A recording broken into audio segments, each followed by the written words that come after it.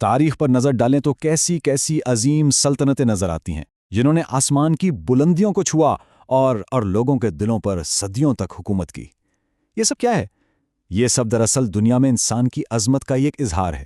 لیکن کبھی سوچا ہے کہ انسان کی ساری خواہشوں، اس کے سارے خوابوں کا اصل مرکز کیا؟ یہ بہت ہی بنیادی سوال ہے نا، کہ آخر ایک انسان اس دنیا میں چاہتا کیا ہے؟ اس کی زندگی بھر کی بھاگ دوڑ، اس کی ساری کوششوں کا مقصد کیا ہوتا ہے؟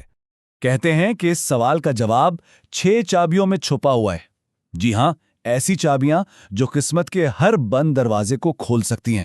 اور یہ 6 چابیاں، یا یوں کہیں کہ 6 ستون ہیں: وسائل، طاقت، علم، افراد، سربراہی اور آخر میں وقار۔ یہی وہ 6 چیزیں ہیں جن سے مل کر عظمت کی عمارت کھڑی ہوتی ہے۔ لیکن ذرا ایک لمحے کے لیے تصور کیجئے، کیا ہو اگر یہ ساری خوبیاں، یہ تمام طاقتیں کسی ایک انسان میں نہیں بلکہ کسی پوری کی پوری سلطنت کی بنیاد بن جائیں؟ سوچیں ذرا کہ سلطنت کی شان و شوکت اور طاقت کا عالم کیا ہوگا۔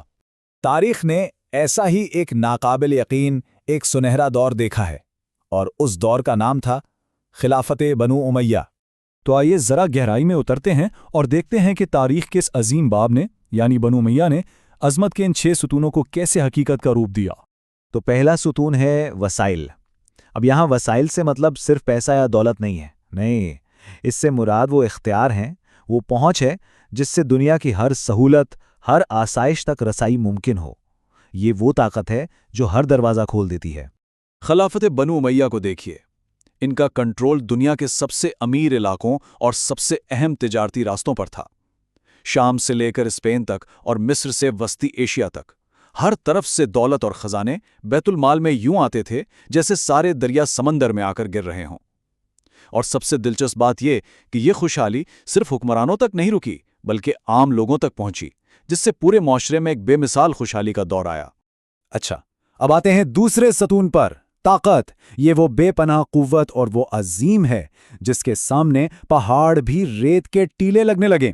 یہ وہ جذبہ ہے جو ہر ناممکن کو ممکن بنا دیتا ہے۔ بنو امیہ کی فوج وہ صرف سپاہیوں کا ایک جتھا نہیں تھی، وہ ایک طوفان تھی۔ مشرق میں انہوں نے سندھ اور وسطی ایشیا کو فتح کیا، مغرب میں طارق بن زیاد نے اسپین کو فتح کر کے یورپ کی دہلیز پر اسلام کا جھنڈا گاڑ دیا۔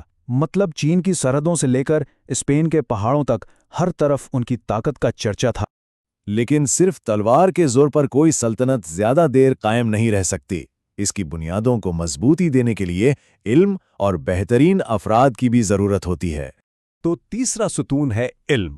علم ایک ایسا عجیب خزانہ ہے جو خرچ کرنے سے، بانٹنے سے اور بڑھتا ہے، اور یہ انسان کو کسی بھی محفل میں ایک الگ ہی عزت دیتا ہے۔ بنو امیہ نے علم کی اہمیت کو خوب سمجھا۔ اس کی ایک بہترین مثال دمشق کی عظیم مسجد ہے۔ وہ صرف ایک عبادت گاہ نہیں تھی بلکہ اپنے وقت کی ایک بہت بڑی یونیورسٹی تھی۔ وہاں طب، فلکیات اور ریاضی جیسے علوم پر کام ہوتا تھا، یعنی وہ روحانی اور دنیاوی علم کا ایک مرکز تھی۔ چوتھا اور بہت اہم ستون ہے افراد، یعنی قابل منتظمین، ماہرین اور وفادار حامیوں کا وہ پورا نیٹ ورک جو کسی بھی بڑی کامیابی کے پیچھے ریڑھ کی ہڈی کی طرح کام کرتا ہے۔ اب اتنی بڑی سلطنت کو چلانا کوئی آسان کام تو تھا نہیں۔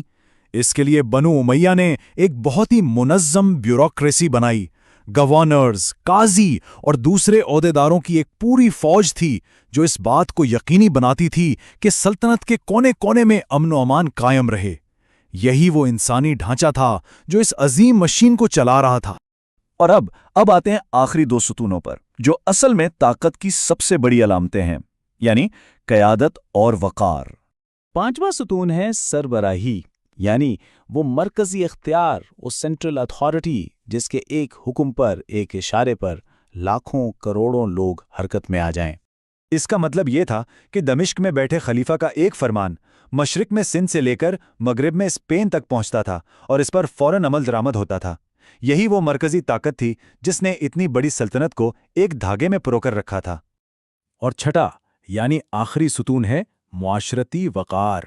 عزت ایک ایسا نایاب ہیرا ہے جسے آپ دولت سے نہیں خرید سکتے، یہ کمائی جاتی ہے۔ اس زمانے میں دنیا بھر میں خلافت کا لفظی طاقت، عظمت اور وقار کی پہچان تھا۔ بنو امیہ کے شہری ہونے پر لوگوں کو فخر محسوس ہوتا تھا کہ وہ تاریخ کی سب سے بڑی اور طاقتور سلطنت کا حصہ ہیں۔ یہ وقار ان کی پہچان بن چکا تھا۔ تو ان سب باتوں کو ملا کر دیکھیں تو سمجھ آتا ہے کہ خلافت بنو امیہ کو تاریخ کا سنہرا باب کیوں کہتے ہیں۔ یہ وسائل، طاقت، علم، افراد، قیادت اور وقار کا ایک بہترین امتزاج تھی۔ ایسا لگتا تھا جیسے یہ عظمت کا ایک زندہ اور چلتا پھرتا مجسمہ ہو۔ یہ تو خیر تاریخ کی بات تھی، لیکن سوچنے کی بات یہ ہے کہ کیا عظمت کا یہ فارمولا، یہ 6 ستون، آج کے دور میں بھی اتنے ہی اہم ہیں؟ اس پر ضرور سوچیے گا۔